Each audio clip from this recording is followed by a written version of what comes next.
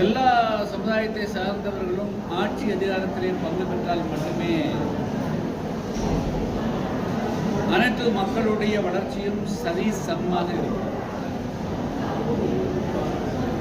ஆனால் தமிழகத்தில் ஏனோ எப்படியோ தொடர்ந்து பல வருடங்களாக ஒரு கட்சி ஆட்சி முறையே இருந்து வருகிறது. இந்த ஒரு கட்சி ஆட்சி முறைங்கிறது எதேச்சியாக சர்வாதிகாரத்தினுடைய மாற்று பெயர் தான் ஒரு கட்சி ஆட்சி முறை. இந்த ஒரு கட்சி ஆட்சி முறை தமிழகத்தில் இருக்கின்ற காரணத்தினால் ஒரு சில குடும்பங்கள் மட்டுமே பயன்பெறுகிறார். இதே திண்டுக்கல் மாவட்டத்தை எடுத்துக்கொண்டால் ஒரு சிலரே சட்டமன்ற உறுப்பினராகிக் கொள்கிறார்கள். அவர்களே அவர் குடும்பமே அமைச்சராகிக் கொள்கிறது.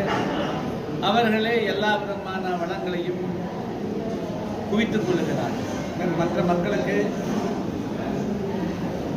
ஏதோ தேர்தல் நேரத்திலே அவர்களெல்லாம் சன்மானம் வழங்குவதைப் போல 500,000 கொடுப்பதை பெருமையாக கருதுகிறார்.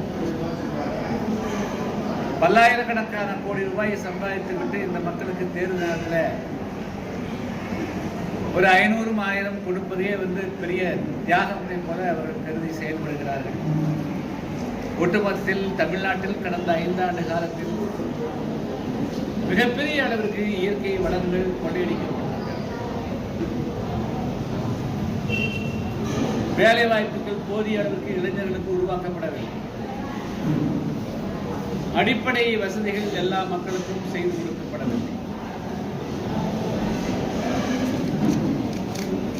அனைத்து தரப்பு மக்களும் இன்று இருக்கக்கூடிய திமுக ஆட்சி மீது மிகப்பெரிய அளவுக்கு அதிருப்தியோடு இருக்கிறார்கள்.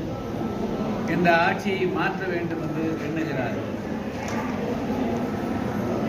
எனவே ஒட்டுமொத்த மக்களும் பலதரப்பட்ட மக்களும் இந்த ஆட்சி மாற்றத்தை விரும்புகின்ற பொழுது பலதரப்பட்ட மக்களுடைய கருத்துக்களை பிரதிபலிக்கக்கூடிய ஒரு கூட்டணி அரசு இந்த நம்முடைய தமிழ் மண்ணில் உருவாக வேண்டும். எனவே கூட்டணி அரசை அமைக்கக்கூடிய கூட்டணி உருவாக வேண்டும் என்பதுதான் புதிய தமிழக கட்சியினுடைய நிலைப்பாடு.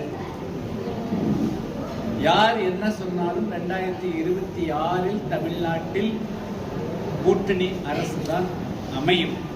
இதுதான் புதிய தமிழக கட்சியினுடைய கூட்டணி குறித்த நிலைப்பாடு.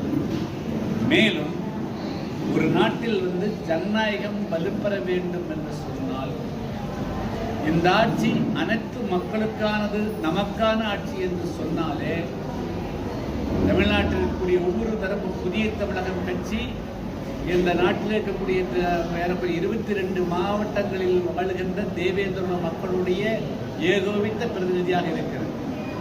நாங்கள் கூட்டணி ஆட்சியிலே பங்கு பெறுகின்ற பொழுது அந்த மக்களுடைய உணர்வுகளை பிரதிபலிப்போம். அந்த மக்களுடைய தேவைகளை எடுத்து வைக்க முடியும். அதன் மூலமாக அந்த மக்களுடைய பிரச்சனைகள் தீர்க்கப்படும். எனவே ஒரு சமத்துவம் உண்மையாக மலரும். அதே போலதான் ஒவ்வொரு அரசியல் கட்சியும் ஒவ்வொரு தளத்திலே இயங்குகின்றன. எனவே அந்த கட்சிகளெல்லாம் ஆட்சிக்குள்ளே வருகின்ற பொழுது தமிழ்நாட்டு மக்கள் அனைத்து தரப்பு மக்களுடைய வாழ்வாதாரம் உயரும், சமநிலை அடைய முடியும்.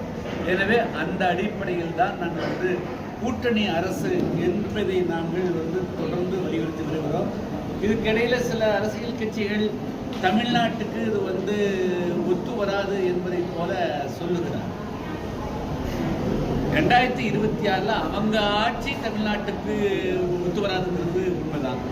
ஆனால் கூட்டணி அரசு தமிழ்நாட்டு கூட்டணி ஆட்சி ஒத்து வரும். இதுதான் இன்னைக்கு இருக்கிற நிலைப்பாடு.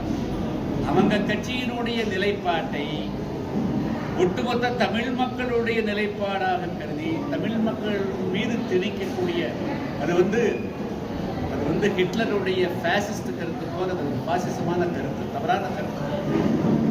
எனவே அந்த மாதிரி கருத்துக்களை யாரும் தமிழ்நாட்டு மக்கள் ஏற்றுக்கொள்ள மாட்டார்கள். இது ஒத்து வராது என்பது அவங்க குடும்பங்களுக்கு வேணுமெல்லாம் ஒத்து வராமல் இருக்கலாம். அவங்க குடும்பத்திலையும் கூட ஒருத்தரே சொல்றதில்லை. குடும்ப தலைவி ஒன்று இருக்கிறாங்க, மருமகன் ஒன்று இருக்குது, மருமகள் ஒன்று இருக்குது, உற்றார்கள் இருக்கிறாங்க, நண்பர்கள் இருக்கிறாங்க. பல பேர் சேர்ந்து தான் அங்கே அதை கூட இயக்குறாங்க. எனவே தமிழ்நாட்டில் பலதரப்பட்ட மக்களுடைய பிரச்சனைகள் இருக்குது. உச்சகட்டத்தில் அதனால் தமிழ்நாட்டு மக்களுடைய பிரச்சனைக்கு தீர்வு காணணும், கனிம கொள்ள நிற்கணும். அதே மாதிரி தமிழ்நாட்டு மக்கள் வந்து கடந்த பல வருடங்களாக மதுவால் வந்து மிகப்பெரிய அளவுக்கு சீரழிவு கிடைக்கிறார். எனவே அது மதுவிலிருந்து மக்கள் வந்து விடுதலை அடைய வேண்டும் என்று சொன்னால் இதையெல்லாம் உள்ளடக்கி இதுக்கு தீர்வு காணக்கூடிய நல்ல அரசு உருவாக்கணும்னா அது கூட்டணி அரசாகத்தான் இருக்கணும். இதுதான் புதிய தமிழகம் கட்சியினுடைய நிலைப்பாடு ஆகும்.